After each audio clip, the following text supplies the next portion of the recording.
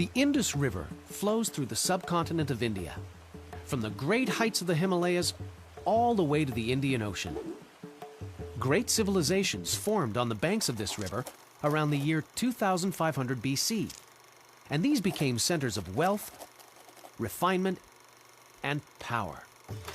But another very important river existed in India, the Ganges, whose fertile plains were gradually settled by migratory flows of people from the center of the European continent. This great number of people spoke a new language, Indo-European, and they settled there by creating new cities. Okay, new in a manner of speaking, because we're talking about the year 1500 BC. These new cities and settlements gave rise to a new civilization. But they aren't new. They're older than my granddad's boots. You're right, Peepo. This civilization that was new at that time was called the Vedic civilization, or the Vedic age. And these people dedicated themselves to putting into writing the hundreds of tales about their gods into texts called the Vedas. These texts became the basis of the oldest living religion in the world, Hinduism. Hinduism. Hindus view the universe as an immense space of indescribable dimensions that comprise a series of cycles of various lengths.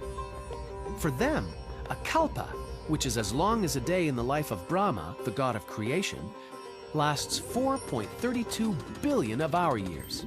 Wow, that's over 1 billion years between breakfast and lunch. It's also a lot of time for things to happen. You see, Hinduism and its traditions are so rich that there is no one work that can hold all the stories and teachings it comprises. It is said there are 330 million gods and goddesses, and countless stories about them all. In these stories, the gods evolve or lose some of their powers, or disguise themselves, change into animals, provide light for other gods, and so on. But to keep things simple, let's talk about 3 of the major gods. First, we have Brahma, the god of creation, traditionally depicted as having 4 heads and 4 arms. Then there's Shiva, who is often depicted as having 3 eyes. Shiva represents destruction and transformation, and many other things.